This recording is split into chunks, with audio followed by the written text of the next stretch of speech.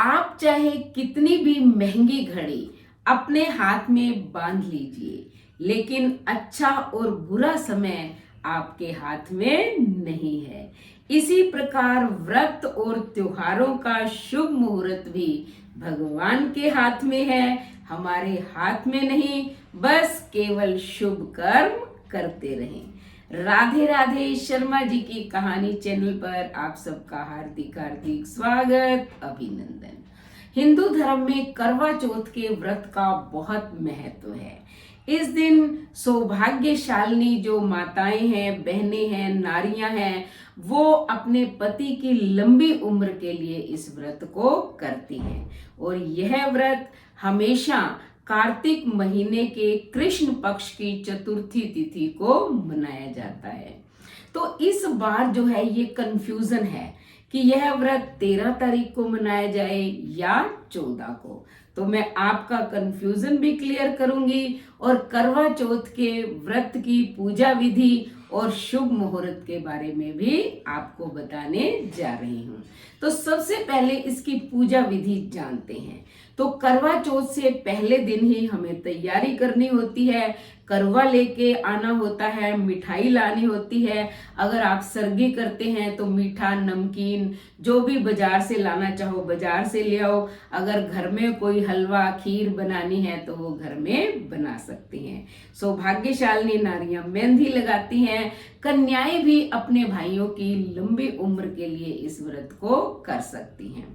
तो आप सारा सामान पहले दिन ले आए और अगले दिन सुबह यानी कि 4-5 बजे के समय आप उठ जाएं। अगर आप सरगी करते हो, कुछ राज्यों में क्या लोग सरगी नहीं करते हैं, वो प्रातःकालीन समय में उठकर स्नान करके ही व्रत का संकल्प लेते हैं। लेकिन जो सरगी करते हैं वो सुबह जल्दी उठें और आपने जो भी मीठा, नमकीन यानी कि लेकर आए हो या बनाए हो या उसी समय बना रहे हो तो बनाकर अपनी सरगी कर लीजिए और बड़ों का आशीर्वाद लीजिए। यानी कि घर में बड़ी सास, ननद, जेठानी जो भी है उनके चरण छूकर आशीर्वाद लें। और फिर होता है व्रत का प्रारंभ, यानी कि आप अपना व्रत शुरू करें और भगवान से प्रार्थना करें, चौथ माता और गणेश जी से, कि उनका व्रत जो है वो निर्विघ्न संपन्न हो जाए। फिर आप उठकर स्नान आदि करें, अपने दैनिक कार्य में लग जाएं। दैनिक कार्य करने के पश्चात दोपहर के समय आपको पूजा करनी है। तो पूजा के अंदर यानी कि आपको क्या क्या सामान चाहिए, तो आप एक पट्टा लेंगे, पट्टे के ऊपर लाल या पीला वस्त्र जो है वो बिछा दें और चौथ माता की आपके पास फोटो होगी, नहीं तो बाजार में कैलेंडर मिलते हैं वो ले आए, उस पट्टे पे रख लें। उसके बाद एक जो है गेहूं का, अगर आप करवे में गेहूं भरते हैं तो करवे में भर लें, नहीं तो अलग से कटोरी में गेहूं भरकर रखें और उसके ऊपर एक गुड़ की डली रख लें। क्योंकि कुछ महिलाएं जो है जो करवा लेके आते हैं उसमें जल भरकर उसी से अर्घ देती हैं चंद्रमा को। लेकिन हम लोग तो क्या है, करवे में ही गेहूं भर लेते हैं और उसके ऊपर गुड़ और उसके ऊपर पैसे रख लेते हैं।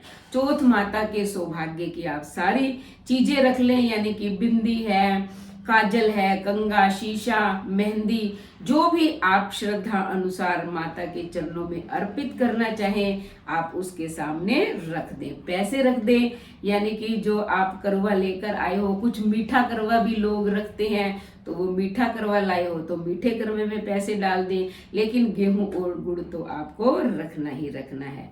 तो फिर जो है एक जल का लोटा भी पास में रख ले और सबसे पहले गणेश जी की पूजा करें, उसके बाद चौथ माता की पूजा करें।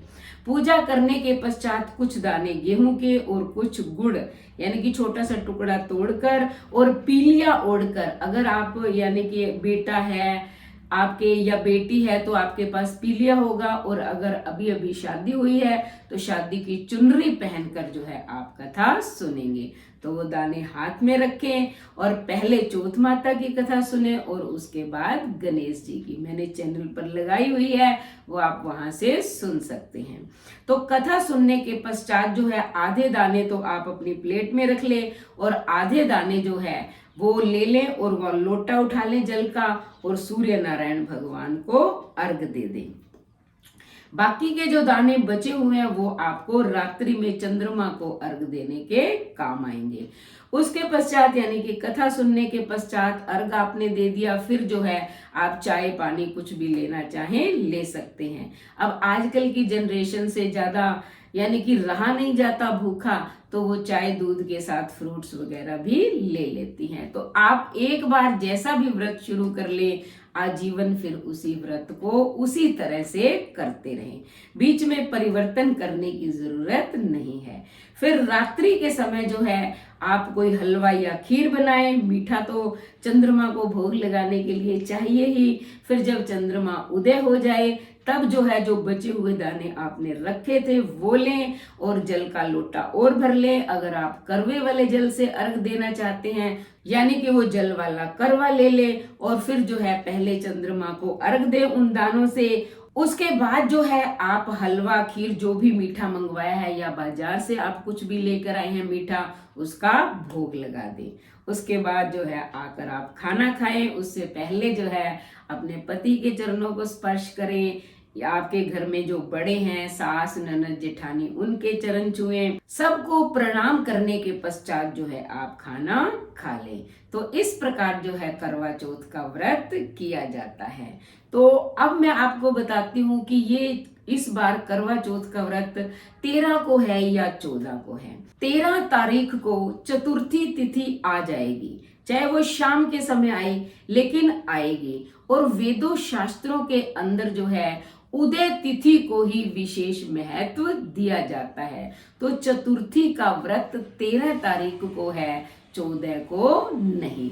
बहुत से लोग क्या है ये ज्योतिष शास्त्र के अनुसार अलग अलग मुहूर्त बताते रहते हैं, अलग अलग समय बताते रहते हैं। हमारे हिंदू धर्म के अंदर व्रतों और त्योहारों का समय कम करना चाहते हैं। शुभ मुहूर्त का जो है बता देते हैं कि इतने घंटे का शुभ मुहूर्त है, इसी में कथा सुने, इतनी देर का ये व्रत रहेगा, इतने समय की तिथि रहेगी। ऐसा कुछ नहीं है।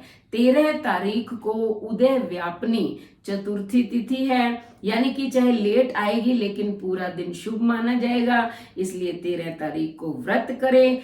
जब आपकी इच्छा हो दोपहर के समय आप कथा सुने, पूजा करें, मंगल ही मंगल होगा। क्योंकि भगवान भावना के भूखे हैं।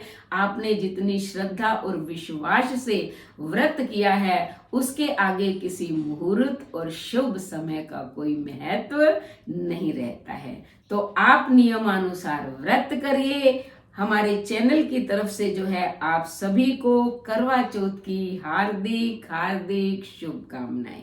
उसके बाद चैनल को सब्सक्राइब करें, लाइक और शेयर करें, कमेंट करें और बेल आइकन के बटन को दबाएं ताकि ऐसे ही धार्मिक व्रतों त्योहारों की वीडियो का नोटिफिकेशन सबसे पहले आपको मिले।